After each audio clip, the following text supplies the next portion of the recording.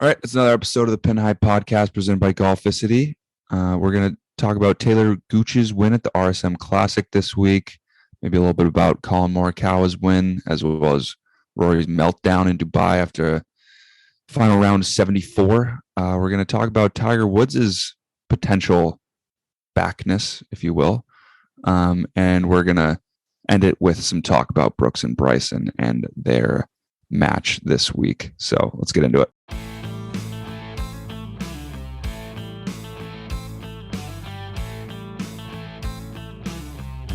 This is Jordan Spieth here, and this is the Pin High Podcast. Let's get inside the ropes. Where do you want to start, Jeek? There's a lot to break down. Let's just talk about what we're going to do this episode. I think we'll do everything in winners and losers. We have that segment. I think it kind of sets up perfectly to what we're talking about this week. And then we'll preview the match in a little bit. But before we get into winners and losers, how about a word from Roback? So you probably noticed us wearing some new Roback merch over the past few episodes, whether it was the hat both me and Jeek are wearing right now. Trevor has one as well. A pullover or a collared shirt. We're partnering with Roback in 2021, and we couldn't be more excited. So head to the link in our bio, add the Roback merch you want, and you'll get 15% off just by using the link. So enjoy and crave activity. All right, so let's start off with winners and losers, I guess. So Talor Gooch, shout out to the many fans of Talor Gooch that I've met over the past couple months. He got his first PGA Tour win, and I feel like Loki was like not a long time coming, but it was coming, a Talor Gooch win on the PGA Tour. He started off this year pretty hot, I believe. Trying to pull up his recent scores here. So he finished first at the RSM. He did make the cut at the Houston Open, but didn't play that great, but made the cut. So that's still good. T11 at the Mayakoba, T5 at the CJ Cup, T11 at the Shriners, and T4 at the Fortinet. So I don't know if there's a player right now that started off the season hotter than Talor Gooch. And, he just needed to win to kind of cap that off. Yeah. And even last year's play, he was coming on as like a mainstay, if you will, on the PGA Tour. Last year, let me count here. 1, 2, 3, 4, 5, 6, 7, 8, 9, 10. He made 9 out of his last 10 cuts last year to end the season. So yeah. So look for him to miss his next cut.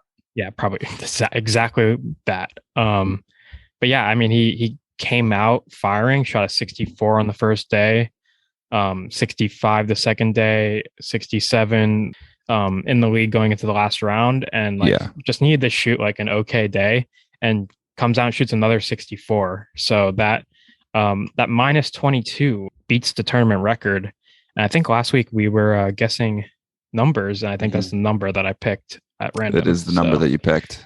So you nailed that one. That.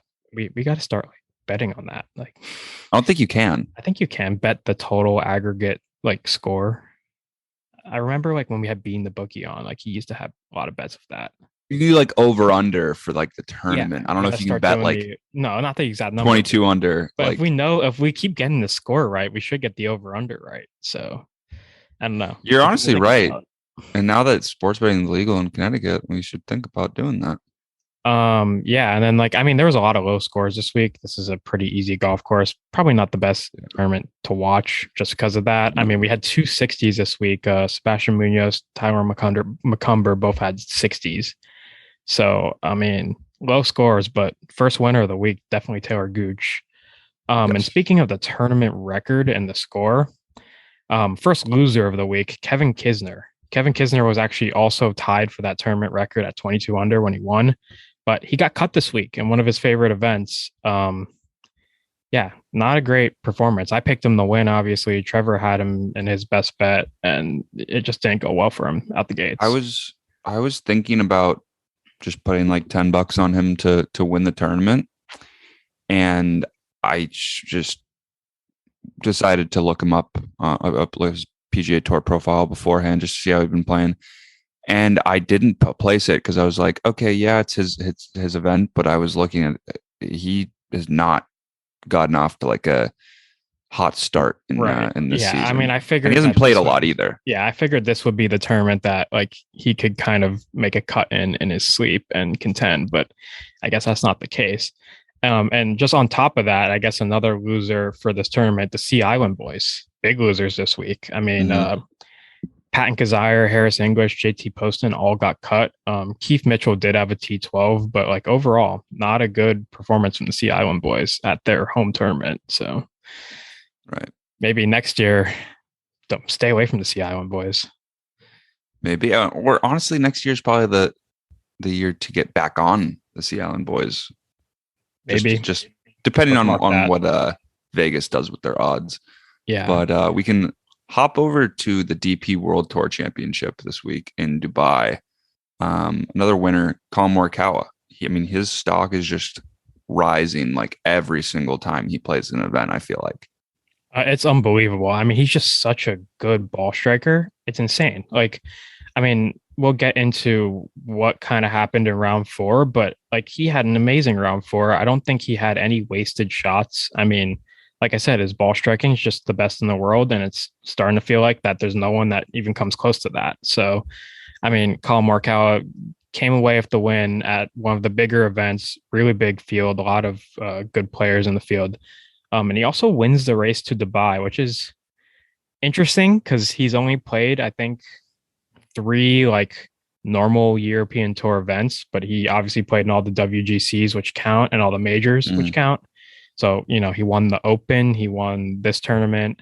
Did he not win the WGC, the concession? And he won the WGC. So he had 3 wins technically that count towards the race to Dubai, but he only played in like it ended up being like 10 events where like, if you look at the race to Dubai standings, I think Min Woo Lee was the 8th place finisher, maybe the 6th place finisher. And he was the one who exclusively played on the European Tour and obviously didn't win. But I mean, yeah, it was something to talk about. But I think what happened is like, somebody like Min Woo Lee, if he won the race to Dubai and it wasn't formatted this way, he probably would have won less money than he won now, finishing 6th in the race to Dubai with the format that they currently have, because you get all. Do you think that Minwoo Lee will ever decide to come over to the PGA Tour for I think he'll hop over, like potentially this year. You might see him play some events. He should, because he is really good. Like he would immediately come on tour and start posting top 10 finishes, top 20 finishes. Yeah, he's one of the guys that kind of fits the bill of like what the modern golfer is. I mean, he's 23 years old, great ball striker, hits the ball a mile. I mean, yeah, he's a good player. He'll definitely be on the next President's Cup team, you'd have to imagine. Oh yeah, I would assume. Most definitely. I mean, how many times did he win this year? I don't even remember. But before we get into a loser of over at the DP World Tour Championship, I want to just mention that Thomas Pieters is actually on quite the heater right now. He finished really well this week at the DP World Championship, and the week before, I believe he won at the Portugal Masters. Did he win, or did he like? He did win. He won. He won. Yeah, he won at the Portugal Masters. He's potentially one of those guys. I mean, like he used to be really good and then kind of fell off. You never know. Maybe he takes a big step this year. Yeah, he's not even 30 yet. He's still only 29. I mean, he was like one of those guys that came out like tall, lanky, like long. He had a wrist injury. Yeah, wrist injuries are tough in golf. Jordan Spieth had the wrist injury. Daniel Berger had a wrist injury that set him back for a while too. So I mean, look, the next wrist injury to come back, maybe DB, then Spieth, now Thomas Pieters. It's a good call. I mean, yeah, you want to introduce the loser for this tournament? Yeah, I mean, Rory McIlroy pretty much had the whole tournament on lock until the fourth round, the fourth and final round. He shot 74. Yeah, and it really all started falling apart like later in the round too. I feel like, I mean, he obviously didn't have it the entire day, but he was like in the thick of things until he got to like the 14th hole. Yeah, and he was pretty distressed, to say the least, after the round. Yeah, I would say so. The tweets and the pictures, not good. It says that he snapped some golf clubs and ripped his shirt in half, and among other things. I'm sure, pretty frustrating to have the lead in a tournament like that. I mean, obviously he won in his last tournament that he played in, and he's looking for back-to-back wins here, and he just didn't have it in round four. And I mean, not taking anything away from Colin Morikawa. He ended up running away with it anyway. But like you would expect Rory to be able to put together a good round at a course he likes, with the lead. So Yeah, and it's obviously not the best look to be ripping your shirt and everything. It's not, but it's not like he did on the course, and it just shows that he cares. Like it. I kind of like it. It shows that he cares a lot. I mean, Rory's one of those guys who could stop playing golf right now. He has plenty of money. Doesn't need to play any more golf events for the money. He could be good for life. But at this point, anything he does in life, whether it's playing golf or doing anything else, is just because he wants to, not because he has to. Exactly. And so he does. It obviously shows that he wants to. Yeah. Obviously it'd be easy to be like, no, I just want to keep just cruise, but which a lot of guys end up doing. But if you're one of the best golfers of all time, like Rory is, it's definitely wants that Masters. So, and speaking of one of the best golfers of all time, the best golfer of all time, Tiger Woods. I mean, I was thinking about this once the video came out of him, making progress and swinging a club. It has been a while. It's been 10 months since his accident. February, like late February was when he had his accident. Yeah, so it makes sense that he'd be, where he is in the recovery.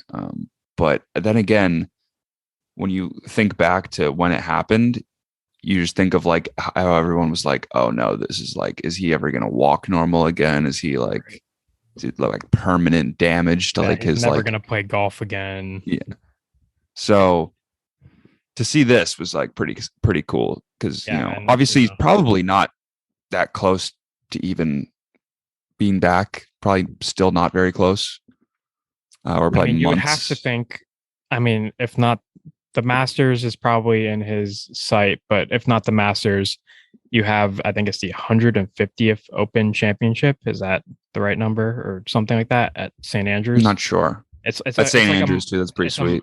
Either way, yeah, no. Obviously, there'll be dates that Tiger is going to try to hit throughout the year. Yeah, I got it right. It's the 150th Open Championship. It's at St. Andrews this year. You would think Tiger wants to be back for that, at least. You would think so, especially at such an iconic venue. And let's talk about, the numbies that this thing did. Unreal. What? Our TikTok? The Tiger's post. Oh, what did it do? Right now, I'm on Twitter right now. Twitter has 7.3 million views. How many likes? 194,000 likes on Twitter. That's a ridiculous amount of likes on Twitter. It is on Instagram. It's probably even more.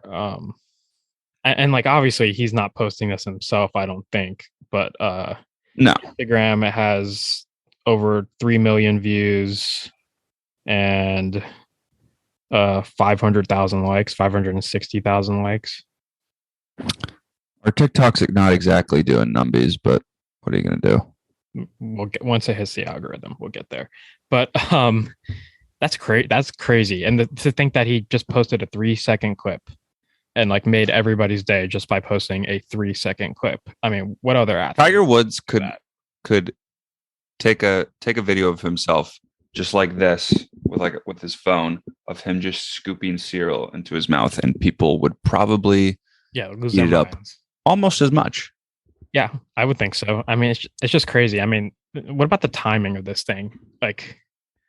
Right before, I'm trying to figure out why. Oh, but right before the new PIP rules came out. Yes. So if we go into our last, that's for sure on purpose. Yes. Not necessarily by him, but by his By his representation. team. If you go into the last loser of the week, it's everybody else who thought they had a shot at the PIP. I mean, obviously Bryson, Brooks, we have the match coming up. I mean, obviously they thought they were in it for the PIP, but sorry guys, Tiger's back and he absolutely won that. Yeah, has it come out yet, or when does it come out? Do you know? I don't know when it comes out, but I mean, it's not even going to be close. I'd imagine it'd go Tiger, Brooks and Bryson. Probably Bryson over first, Brooks. I would assume. Yeah. I think Morikawa would be up there. Yeah, I wonder which outlier player will be up there. Like, there's going to be someone up there, like in the top 15 or something, where we're going to be like, whoa, how did they get? It'll surprise you. Bryson has a chance, dude, just by volume, because he has his own YouTube channel too. Yeah, but this is Tiger with his 7 million views on Twitter, his 10 million views on Instagram. True. I was thinking by volume, but you're right. The only chance would be if, because Tiger probably doesn't post that much, but still people look him up anyway. Yeah, definitely. So good to see that. Good to see Tiger making some strides. Back to our last winner of the week. Speaking of Brooks Koepka, Srixon is our last winner of the week. Brooks just signed a deal exclusively with Srixon, Cleveland Golf, minus his putter, of course, to use all the clubs, use the Z-Star ball. I mean, that kind of came out of nowhere. I thought Brooks was going to be a mixed bag guy for a while. I thought he was going to be a mixed bag guy for a while too, but I'm assuming they're giving him the bag. I think it's 4 or maybe 3 or 4 years, $40 million. Yeah, I mean, how can you? Obviously, he wants to also, he put the Srixon, right? Yeah. It's always been a term, a name. When you start something off with an S and an R, it's just that disaster. It's always been a name where you find a Srixon ball in the woods, and depending on who you are, there's no way you're getting that name remotely right. But either way, he used that driver he had in the bag for at least a little bit this summer. And he had the irons in the bag for a while.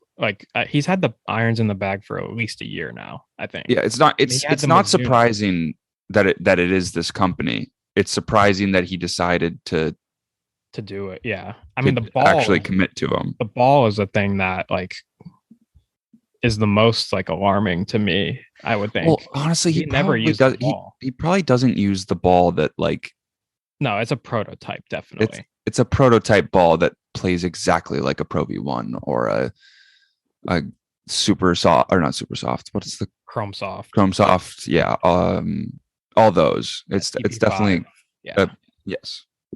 It plays exactly like this. He's not using ones off the shelf. And whatever, the Srixon stuff is good now. Their irons are really good. They're consistently top 3 in terms of performance, I would think. It's just not the biggest name. But I mean, now they have 2 of the biggest players in the world. I mean, Brooks Koepka, Hideki Matsuyama, Masters champion. I mean, good for them. They're on the come up. Watch out. They really are. Good for them. I mean, you got to wonder if this will change anything in the equipment game.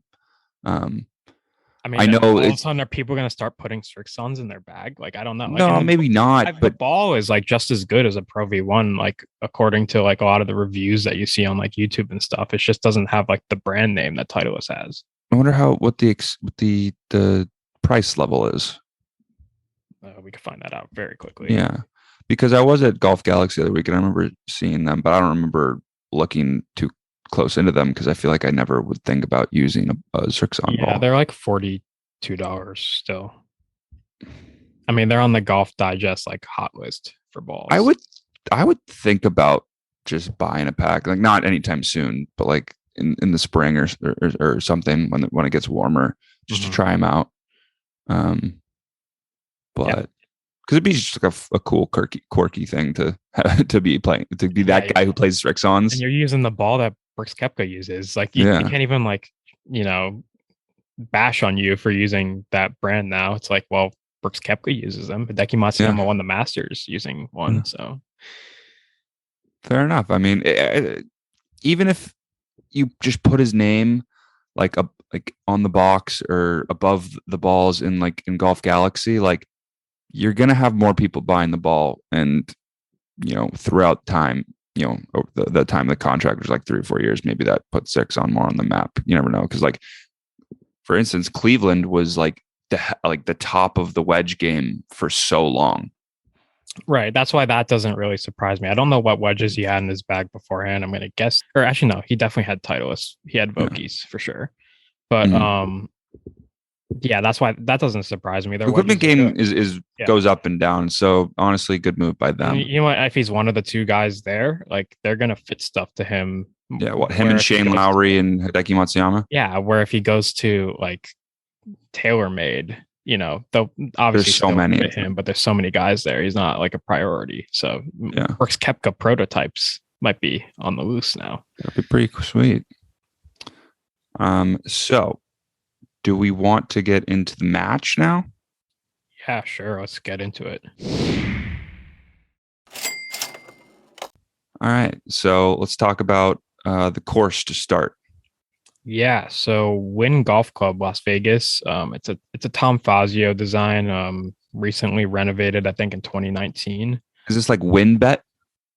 Like the golf? Like, yeah, I think it's the guy who I think the guy's name is David Wynn or something. Gotcha. So when it's 67-72, it's a par 70. Not that that really matters because they're only playing 12 holes. They pick the holes that like shoot the best, like camera wise, and also just like yardage wise, that makes sense. But that means that they're playing them in a weird order. I mean, I think they're going 16, 3, 12, 13, 11, 5, 14, 9, 7, 8, 18, 17. So they have carts, I'm assuming. Yeah, I would assume. Yeah, I'm going to guess that most of those holes are relatively near each other as well. But I mean, 18 is a par 3 is like the signature hole. I think there's like a waterfall or something behind it, which is kind of cool. So that will be the second to last hole. And then 17, if they get to the last hole, is a 377-yard par 4, which plays downhill, high risk, high reward. Yeah, I mean, I would love to see that hole be played. I would love to see Bryson he'd go for it. Right. Whether he was up or down. Maybe if he was up, I don't know. I feel like either way, just like strictly for the he's a showman. I feel I would love to see like a tied match going into that hole and just see what the strategy is there. Yeah, the 2 of them. Because if Bryson goes first, he puts the pressure on Brooks, and then Brooks has to, and then you put a little pressure on him. Maybe he hits a bad shot, but but it's like a beautiful golf course. Should be interesting to see it, and obviously they're only playing 12 holes, which is also just like an interesting little twist to this match saga. Yeah, I feel like it'll be better because before it was like a 6.5 hour broadcast or something like that. It was like 6 hour broadcast. It was ridiculous. Yeah, it was kind of crazy. I mean, so what are some bets that we would look at for this match if you want to get in on the action? I mean, assuming you are gambling responsibly and legally. The longest drive would probably be a good one, obviously, because you got Brooks and Bryson, just absolute bombers, and you got Bryson trying to, outshine everybody. Yeah, I would assume that would be available on the sports books, maybe for certain holes. There's definitely going to be like a longest drive challenge on one of the holes because every time Bryson plays in one of these, there is.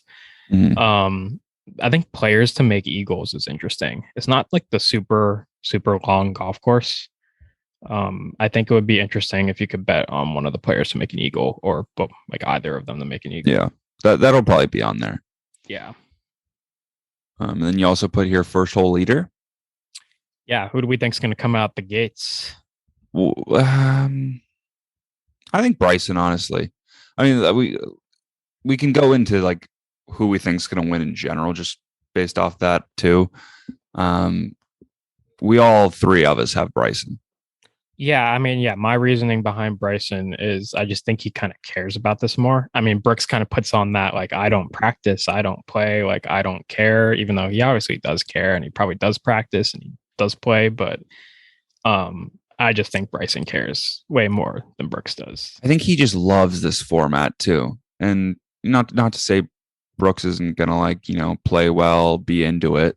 He's not gonna like just show up and go through the motions, but um I feel like Bryson just plays really well in this format. And I also think it's just like an experience thing. Like Bryson played in the match once before, and now he's playing in it again. Like it's a different experience than playing on the PGA Tour.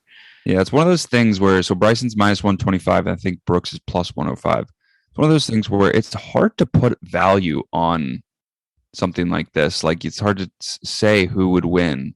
And they also don't on that same note, I feel like Vegas doesn't want to put anyone as too big of a favorite because just like that, like the underdog could win so easily. So that's why I think It's more of like a minus 125 is like not that bad. Yeah. It's interesting. I don't know what to expect. Well, I kind of know what to expect, but I don't know how it's gonna go. Like, is it gonna be a crushing victory? Is it gonna be? I think it could be. We played. I don't know. It's interesting to me. I think it could be over on like hole 9.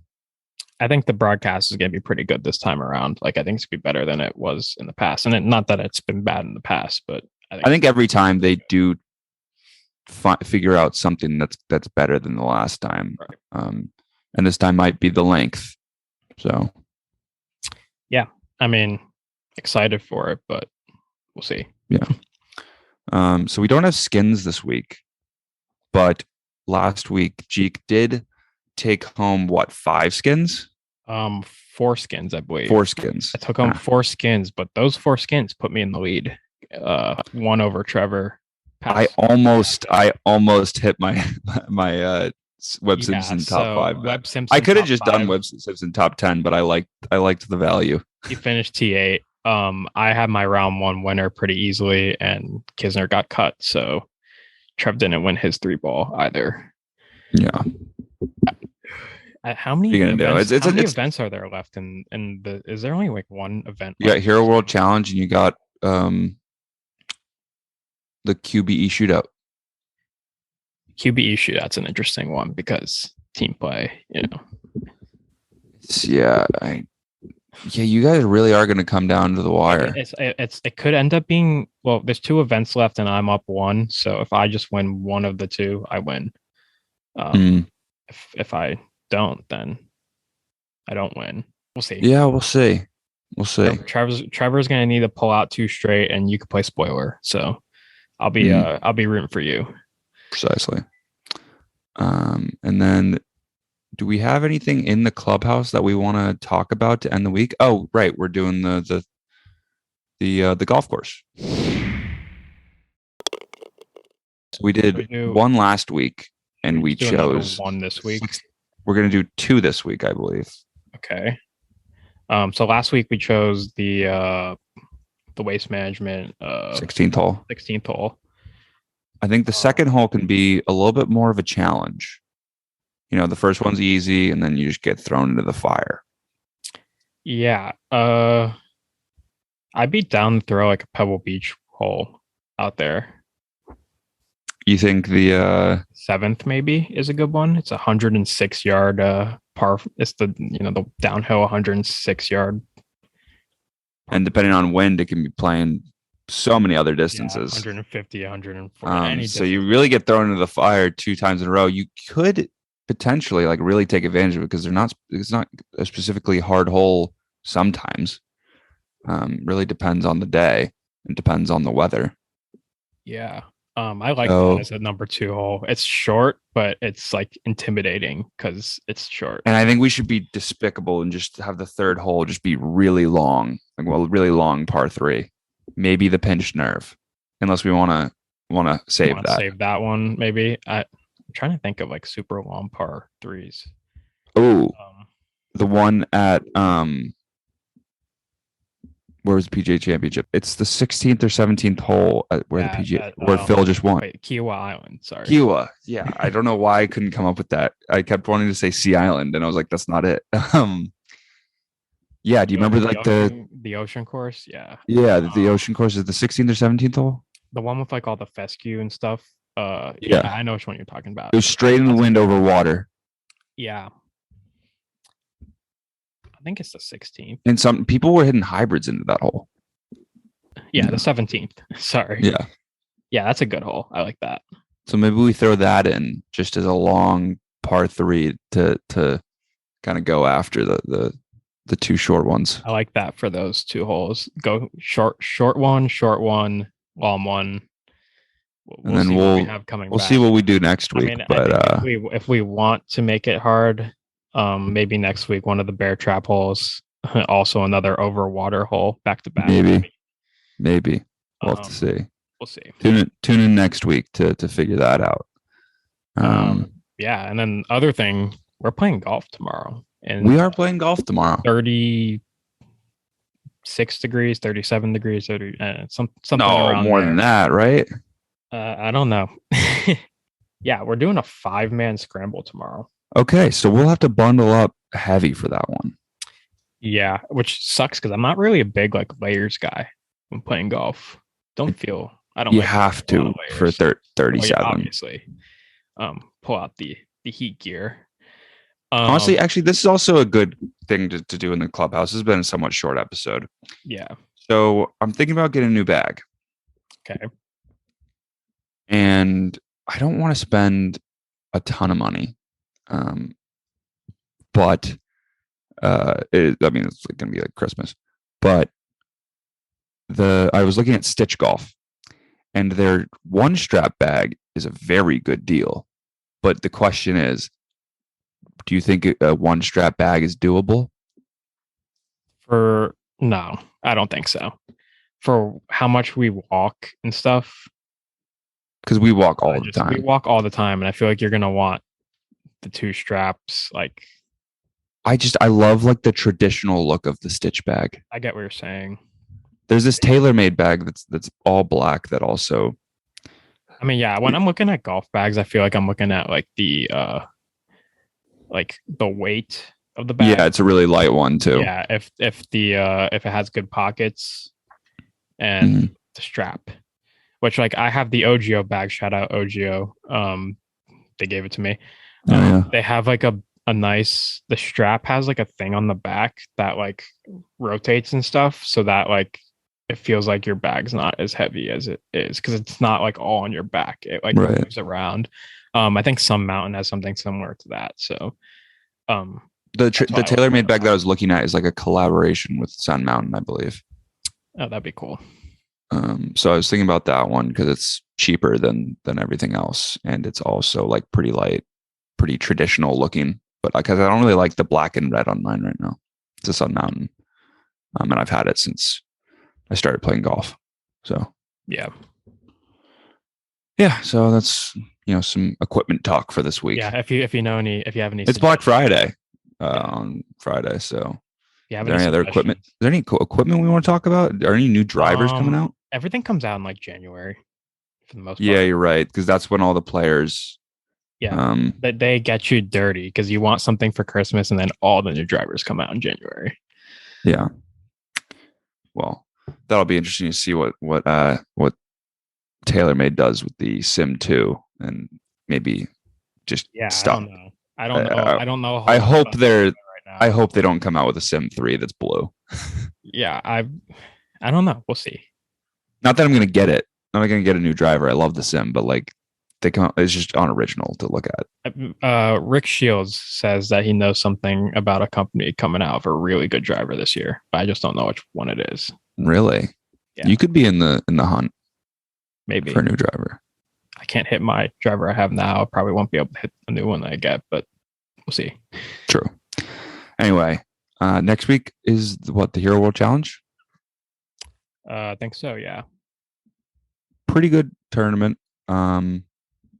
Maybe a little bit of announcement, actually. Me and Jeek might be entering the color commentary, or not not necessarily the color commentating game, the golf commentating game. Yeah, maybe end of rounds on Sunday. Yeah, last 9 holes on Sundays, maybe starting in January for the Century. Yeah, we'll see how it goes. Freelance gig for a company that we will remain nameless for now, but keeping we'll keep updating you guys on that because that would be pretty sweet. Yeah, I mean, we're gonna watch the golf anyway, so Exactly, might as well make some money doing it and actually commentate on it. Be good promotion for the pod too. sure. But yeah, we'll see you next week for the Hero World Challenge. Happy Thanksgiving. Enjoy the 5th match.